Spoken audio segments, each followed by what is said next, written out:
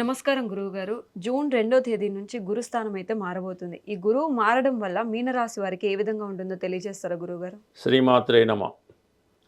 మీనరాశి వారికి గురువు రాశ్యాధిపతిగా ఉంటాడు. అందువలన వీరు గోచారీత్యా గురువు ఎంత బలంగా ఉంటే వారి యొక్క అభివృద్ధి అంత బలంగా ఉండడం జరుగుతుంది.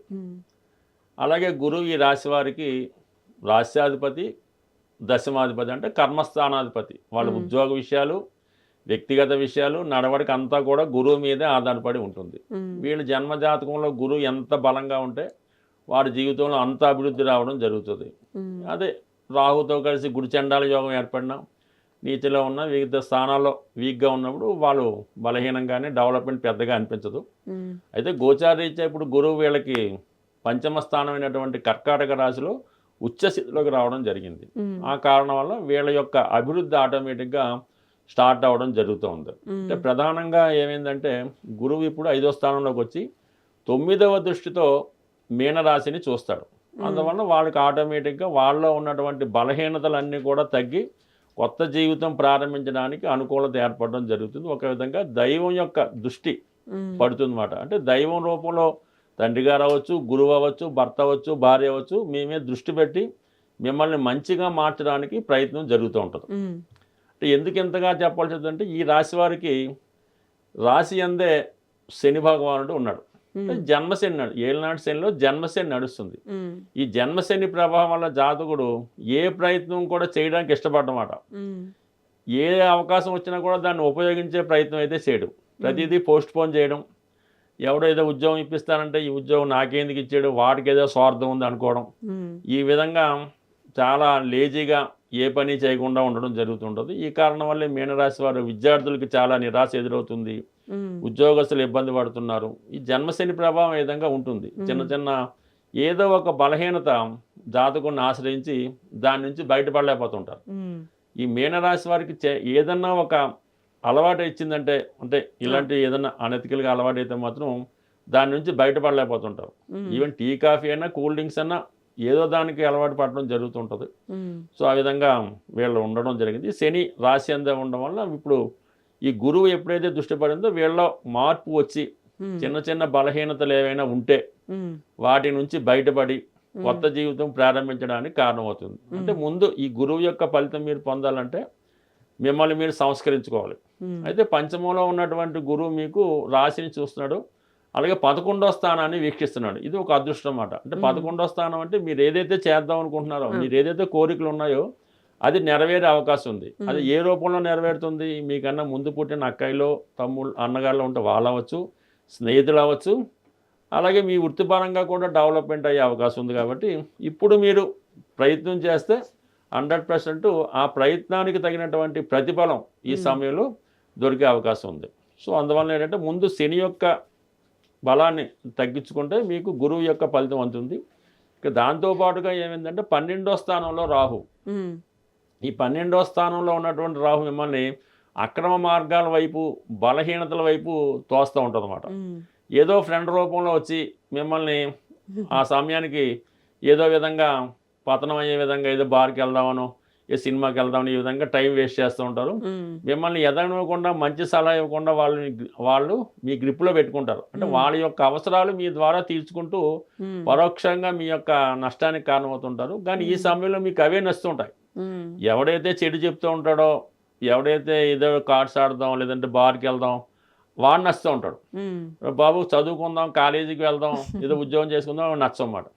అందుకని వాటి నుంచి మీరు బయటపడాలంటే మీ ఫ్రెండ్ రూపంలో ఎవరైతే ఉన్నాడో, మీ బలహీనతల్ని క్యాష్ చేసుకున్నాడో వాడిని గమనించి వాడిని ముందు దూరం చేసుకుంటే ఆటోమేటిక్గా మీరు జీవితంలో మళ్ళా తిరిగి పుంజుకోవడానికి ఇది అవకాశం రావడం జరిగింది. కాబట్టి ఒకసారి మిమ్మల్ని మీరు పరీక్షించుకుంటే గురువు రెడీగా ఉన్నాడు మీకు ఇవ్వటానికి, కానీ మీరు దానికి సిద్ధంగా ఉండాలన్నమాట. అది కూడా ఏజ్ని బట్టి కూడా ఆధారపడి ఉంటుంది.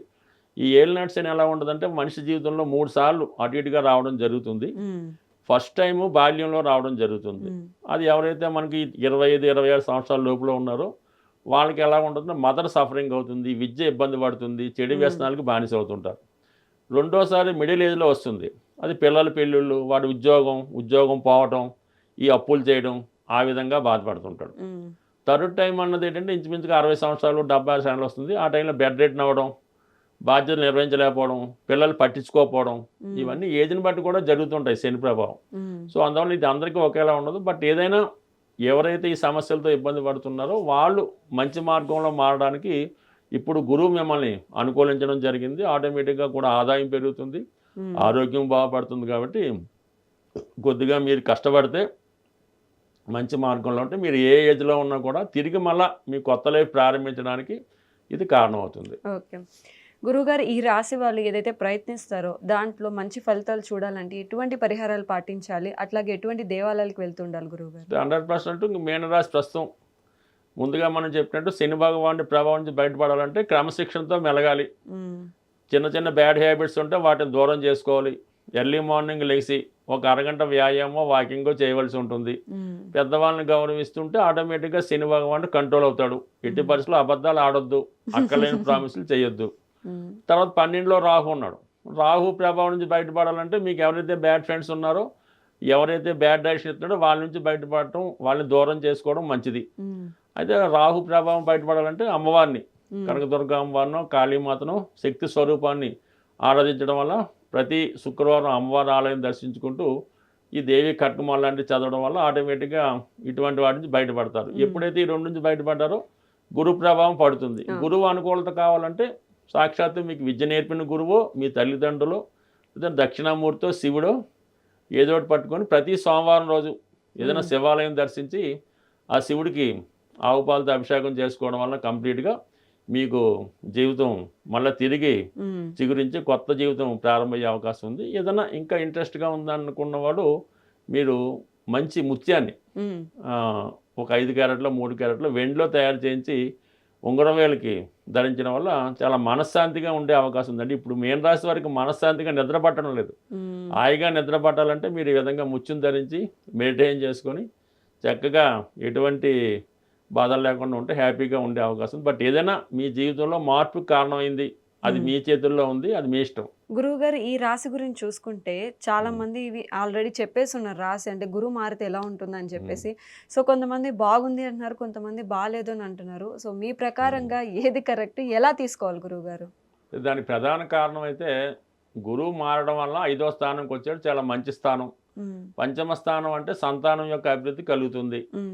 మీలో ఉన్నటువంటి టాలెంట్కి తగిన గుర్తింపు రావడం జరుగుతుంది. అలాగే ఇన్నాళ్ళు మీరు పట్టిన శ్రమకి గుర్తింపు అంటే ఏదైనా ప్రేమ వ్యవహారంలో ఉన్నారు, లవ్ సక్సెస్ అవుతుంది.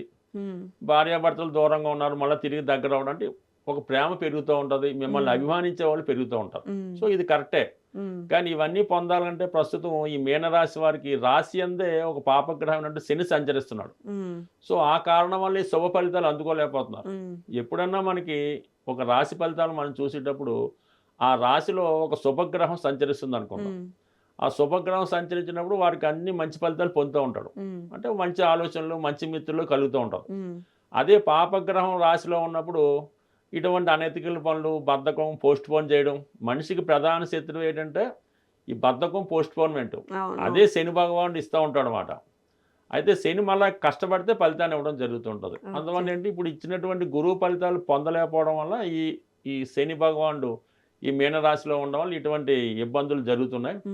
అందువల్ల ఏంటి ముందు వాళ్ళు క్రమశిక్షణతో వెళ్తే గురు బలం పెరుగుతూ ఉంటుంది. అంటే రాశిలో ఒక పాపగ్రహం ఉండగా ఒక శుభగ్రహం వీక్షణ పడితే ఆటోమేటిక్గా ఆ పాప ఫలితాల నుంచి జాతకుడు బయటపడుతుంటాడు. నెమ్మదిగా దాన్ని ఇంప్రూవ్ చేసుకుంటాడు. అదే ఒక శుభగ్రహం రాశిలో ఉండి పాపగ్రహం చూస్తుంటే ఏమవుతుందంటే నెమ్మదిగా ఈ జాతకుడు మంచి పనుల నుంచి చెడు పనులకి ఎఫెక్ట్ అవుతుంటాడు. అంటే ఏదన్నా ఒక చూసే గ్రహం ఫలితం కూడా ఉంటుంది. శుభగ్రహం చూడటం వల్ల శుభ ఫలితాలు పొందుతాడు, పాపగ్రహం చూడటం వల్ల పాప ఫలితాలు పొందుతుంటాడు. ఇప్పుడు ఈ రాశి వారికి శుభుడైనటువంటి గురువు చూడటం వల్ల ఖచ్చితంగా శుభ ఫలితాలు పొందుతాడు. కానీ పొందాలంటే మనం ముందు ఈ పాపగ్రహం యొక్క ఫలితాన్ని తగ్గించుకోవాలంటే శని యొక్క ఫలితం తగ్గించుకోవాలంటే క్రమశిక్షణతో మెలగాలి, అబద్ధాలు ఆడకుండా నిజాయితీగా ఉండాలి. అప్పుడు ఆటోమేటిక్గా ఇది మన గురుగ్రహం అనుగ్రహించడం జరుగుతుంది. అందులో ఇదే తేడా, అంత మించి ఏం లేదు. అంతా బాగుందంటే బాగుంది, బాగలేదంటే బాగలేదు. అది మనకు ఉన్నటువంటి మిగతా గ్రహాలు బట్టి కూడా ఆధారపడి ఉంటుంది. కాబట్టి ఏదన్నా ఒక మంచి ఫలితం ఒక గ్రహం మాత్రమే ఏం లేదు, ఒక చెడు ఫలితం ఒక గ్రహం ఏం లేదు, 2-3 గ్రహాల కలయికతో జాతకం ఫలితం పొందుతూ ఉంటుంది. కాబట్టి ఇవన్నీ మల్టిపుల్గా ఉంటాయి. బట్ ఎప్పుడైనా శని భగవానుడు క్రమశిక్షణతో జాతకుడిని వంచి మంచి ఫలితం ఇస్తాడు, మ్మ్. గురువు ఆటోమేటిక్గా సుఫలితం ఇచ్చేస్తుంటాడు. స్వస్తి. చాలా చక్కగా వివరించారు గురువు గారు, ధన్యవాదాలు. సరే అమ్మా.